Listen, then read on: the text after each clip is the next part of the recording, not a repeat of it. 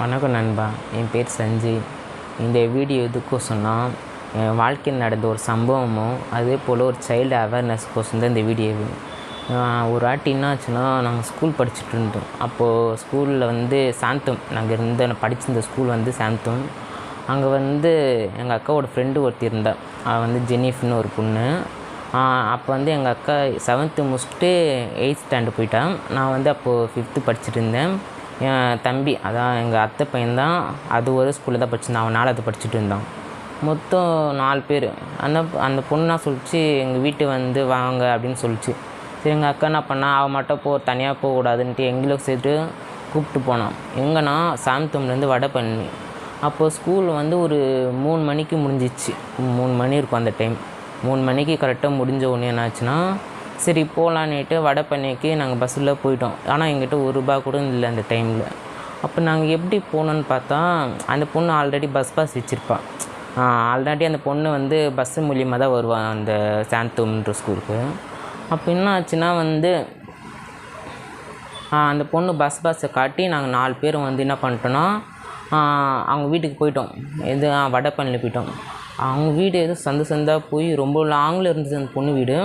ஆனால் வடபழனியில் போயிட்டோம். எப்படியோ அந்த பஸ் பாஸ் வச்சு 4 ஸ்கூல் ட்ரெஸ்லாம் போட்டதுனால சரி போயிட்டோம். போயிட்டு என்ன ஆச்சுன்னா மணி சரி போயிட்டு மறுபடியும் நம்ம அப்படியே வீட்டுக்கு போயிடலான்னு தான் பிளானிங்கு. என்ன ஆச்சுன்னா, போயிட்டு மணி ஒரு 5:30 இல்லை 6 கிட்ட ஆகிடுச்சு அவங்க வீட்டுக்கு போகிறதுக்கு. அந்த சம்பவம் டைம் அன்றைக்கி சொல்கிறேன்.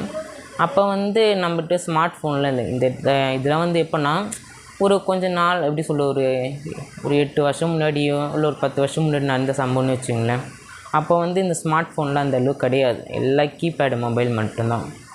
ஸோ அப்போ அந்த பொண்ணு வீட்டுக்கு போயிட்டோம். போயிட்டு சரி வீட்டுக்கு போயிடலான்ட்டு நாங்கள் மறுபடியும் அந்த பொண்ணு வீட்டிலேருந்து கிளம்பி மறுபடியும் வடபழனிலேருந்து நான் அந்த எங்கள் சாந்தம் வந்துட்டு அதுக்கப்புறம் எங்கள் வீட்டுக்கு போயிடலான் தான் அப்படி தான் பிளானு. ஆனால் மணி 6 ஆனதுக்கப்புறம் எங்களால் போக முடியல. ஒரு இருட்டாக இருந்ததுனால அந்த பொண்ணை சொன்னிச்சுன்னா, எங்கள் வீட்டில் தங்கிக்கோங்க, நீங்கள் தங்கிட்டு நாளைக்கு நம்ம ஸ்கூலுக்கு தானே போவோம், நாம் அப்படியே ஒன்றா ஸ்கூலுக்கே போயிட்டு அதுக்கப்புறம் கூட நீங்கள் உங்கள் வீட்டுக்கு போங்க. ஸோ அப்படி சொல்லிட்டோம். ஸோ அதுக்கப்புறம் என்ன ஆச்சுன்னா, மணி 6 ஆகுது, 5:30 ஆகிடுச்சு. அதுக்கப்புறம் 6 மேலே ஆகிடுச்சுன்னு வச்சுங்களேன். அப்புறம் என்ன ஆச்சுன்னா வீட்டில் இது இன்ஃபார்மேஷன் எப்படி சொல்லுது, அவங்கள்ட்ட சொல்லலை இன்னும். ஏன்னா அந்த டைமில் தான் எங்கிட்ட ஃபோன் கிடையாது, நிறைய பேர்கிட்ட செல்லில் அந்த உள்ள இருக்காது, வெறும் பிசிஓ மட்டும்தான். இப்போ வீட்டில் ஃபோன் பண்ணி சொல்லணும். நீங்கள் கேட்கலாம், ஐடி கார்டு இருக்கு மேடா, அதில் உங்கள் ஃபோன் நம்பர்லாம் கால் பண்ணி சொல்லியிருக்கலாமேன்னு பார்த்துறோம். அந்த டைம் நாங்கள் யாரும் ஐடி கார்டு போடல. ஸ்கூலில் அந்த டைமில் சரியாக கொடுத்தாங்களான்னு ஞாபகம் இல்லை. ஆனால் அந்த டைம் நாங்கள் 3 பேருமே ஐடி கார்டு போட்டதில்லை. அப்போ என்ன ஆச்சுன்னா, என் தம்பி ஒருத்தன் தான், அதை சொன்னனால அதை படிச்சிருந்தால, அவன் நோட்டு பின்னாடி குட்டியாக நம்பர் என்னமோ எழுதி வச்சுருந்தான். அது அவங்க அம்மா ஃபோன் நம்பர் பழுகுது. எங்களுக்கே இது சரியாக தெரியாது அந்த டைமில். எப்படா வீட்டுக்கு இது ஃபோன் பண்ணி சொல்கிறோம், நாங்கள் இங்கே வந்திருக்கோம், அவங்க தேட போகிறாங்கன்னு. இந்த விஷயம் நடந்துக்கிட்டே இருக்குது. அதுக்கப்புறம் கால் பண்ணி சொல்லணும். ஏன்னா அந்த பொண்ணோட வீட்டில் அவங்க அம்மாவும் வேலைக்கு போயிருந்தாங்க. ஸோ ஃபோன் பண்ணுறதுக்கு கையில் காசும் இல்லை யார்கிட்டையும். எப்படி ஃபோன் பண்ணி இந்த விஷயத்த வீட்டில் சொல்கிறதுன்னு தெரியல. அப்போ என்ன ஆச்சுன்னா, இது என்ன பண்ணுறேன், அப்போ கடவுளை தான் ப்ரேயர் பண்ணோம். ஏசப்பா, எப்படி இந்தமாரி நாங்கள் தொலைஞ்சிட்டோமே அப்படின்ட்டு எல்லோரும் ஒரு பயமோ ஒரு பதட்டமோ அது போல் இருந்தது. அப்புறம் என்ன ஆச்சுன்னா, என் தம்பி என்ன பண்ணால், கீழேருந்து ஒரு ₹5 கிடச்சி. அந்த டைமில் பாருங்கள் எப்படிலாம் கிடச்சிருக்குன்னு. கீழே ஒரு ₹5 காயின் கிடச்சிது. அந்த ₹5 காயினை வெடித்து ஒரு மளிகை கடை இருந்தது. அந்த மளிகை கடையில் தான் போயிட்டு இதுமாரி அந்த குட்டியாக நம்பர் இருந்துச்சுல்ல, அது ஃபஸ்ட்டு கால் போகுமானே தெரியல அந்த நம்பரு. அதுக்கப்புறம் அந்த நம்பரை போட்டு வீட்டில் எங்கள் அத்தைக்கிட்ட ஃபோன் பண்ணி சொல்லிட்டோம், இது போல் இதுமாரி ஆகிடுச்சு, இது போல் நடந்துச்சுன்ட்டு. ஸோ எத்தனை மணிக்கு, ஒரு 7 இல்லை 8:30க்கு சொல்லிட்டோம். ஆனால் இது என்ன ஆச்சுன்னா, எங்கள் அம்மா பசங்க 4 இல்லை 5 மணிக்கே வீட்டுக்கு வந்துடுவாங்களே, இன்னும் வரலையேன்ட்டு என்ன பண்ணிட்டுறாங்க, ஒரு 5:30 கழித்து என்ன பண்ணிட்டுறாங்க, பதட்டமாகி எங்கள் ஆயா எங்கள் அம்மா சேர்ந்து என்ன பண்ணிட்டாங்க, போலீஸ் ஸ்டேஷனில் போய்ட்டு கம்ப்ளைண்ட் கொடுத்துட்டாங்க. இதுமாரி பசங்களை காணோம் அப்படின்ட்டு கம்ப்ளைண்ட் கொடுத்த உடனே என்ன ஆச்சுன்னா, இன்னும் போலீஸ்காரங்கள ரொம்ப விசாரிக்க ஆரம்பிச்சிட்டாங்க. ஏன்னா ஒரு பசங்களை காண போனாலும் நல்லா விசாரிப்பாங்க. ஆனால் 3 பசங்க அட்டன் டைம் காண போயிருக்காங்க ஒரே ஸ்கூலில். என்ன ஒன்று, அவங்களும் விசாரணை ரொம்ப ஃபாஸ்ட்டாகவே மூவ் பண்ண ஆரம்பிச்சிட்டாங்க. அதுக்கப்புறம் எங்கள் ஸ்கூலில் வந்து கால் பண்ணி பசங்க எத்தனை மணிக்கு போனாங்க அப்படி இதெல்லாம் கேட்டு அவங்களும் அவங்க சைடில் வந்து விசாரிச்சுட்டு எங்களை தேடிட்டு இருக்காங்க இந்த டைமில். இதேமாதிரி 7 மணிக்கு வந்து சொல்லிட்டோம் வீட்டில் பேரண்ட்ஸ் கிட்டே, இதே போல் பசங்க கண்டுபிடிச்சிட்டாங்க அப்படின்ட்டு எங்கள் அத்தை வந்து எங்கள் அம்மாட்ட வந்து சொல்லிட்டாங்க ஃபோன் பண்ணி சொன்னதுனால. அதுக்கப்புறம் நான் ஆச்சுன்னா வந்து சரி இந்த விஷயம் வந்து வீட்டுக்கெல்லாம் தெரிஞ்சிச்சு, நம்ம வந்து நாளைக்கு மட்டும் ஸ்கூலுக்கு போயிட்டு அங்கேருந்து நம்ம வீட்டுக்கு போயிடலாம் அப்படின்னு தான் இருந்தோம். ஆனால் அன்றைக்கி டைமே எங்கள் வீட்டிலேருந்து எங்கள் அப்பா எங்கள் அம்மா என்ன பண்ணாங்க, சேரட்டை பிடிச்சிக்கிட்டு வடை பண்ணி வந்துட்டு என்ன பண்ணிட்டாங்க, பிடிச்சிட்டாங்க.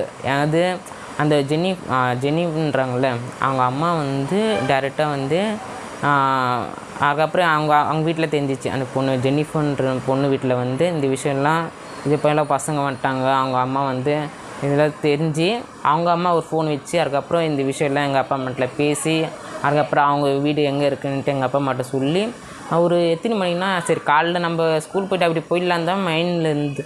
ஆனால் வீட்டில் இருந்து ஒரு சேராட்டை பிடிச்சிக்கிட்டு எங்கள் ஆயா எங்கள் அப்பா எல்லோரும் வந்துட்டாங்க. சேராட்டிலேயே வந்துட்டு நைட்டு எத்தனை மணிக்கு ஒரு 9:30 இல்லை 10 மணி இருக்கும் அந்த டைம். வடை பையனில் வந்து அவங்க பேரண்ட்ஸ் எல்லாம் அந்த ஜெனி பொண்ணுக்குலாம் அவங்க வீட்டில் வந்து அட்ரஸ்லாம் கேட்டு சேராட்டில் வந்துட்டாங்க. வந்துட்டு எங்களை பார்த்தாங்க, 3 பேரே பார்த்து புழக போகிறாங்க நீங்கள் நைட்டு நம்மள அப்படின்னு நினச்சிக்கிட்டு ஒரு பயமும் பதட்டமாக இருந்தது. சரி அதுக்கப்புறம் எங்கள் அப்பா என்னை போட்டு புழகலாம் தான் வந்தார். சரி சின்ன பசங்களாம் இந்த மூஞ்சை பார்த்து சிரிச்சுட்டு அதுக்கப்புறம் வந்து 3 பேரும் வந்து அந்த ஆட்டோவில் ஏறிட்டு அவங்க ஜெனிஃபர்ன்றாங்களே அவங்க அம்மாட்டையும் வந்து இதுமாரி தேங்க்ஸ் பசங்களை இதுமாரி ஓரளவு பார்த்துக்கிட்டீங்க எங்கேயும் போகாதவங்கன்ட்டு அவங்ககிட்ட சொல்லிவிட்டு அட் அன் டைம் சரி இதோட பிரச்சனை முடிஞ்சிச்சு, இதோட வீட்டுக்கு போப்போண்டா ஜாலியாக இருந்துச்சுன்ட்டு எல்லோரும் வீட்டுக்கு போகிறது நல்லா சந்தோஷமாகிட்டோம். 3 பேரும் போயிட்டுக்கப்புறம் தான் தெரியுது ஸ்ட்ரைட்டாக வந்து வண்டி வந்து வீட்டுக்கே போகல, ஸ்ட்ரைட்டாக வந்து போலீஸ் ஸ்டேஷன் போகுது. எத்தனை மணிக்கு 10 மணிக்கு வடப்பன்லேருந்து கிளம்புறோன்னு நினைக்கிறேன். அப்போ வந்து மணி ஒரு 12 இல்லை அந்த 12:30ன்னு நினைக்கிறேன். அந்த டைம் வந்து வண்டி ஸ்ட்ரைட்டாக போலீஸ் ஸ்டேஷன் போயிட்டு அப்போ அங்கே என்ன ஆச்சுன்னா வந்து ஸ்டேஷனுக்குள்ளெல்லாம் கிடையாது, ஸ்டேஷன்னா கொஞ்சம் உள்ளே இருக்கும், பெரிய இருக்கும். அதுக்கு பின்னாடி நிறைய பெரிய வராண்டா வந்து இருக்கும்.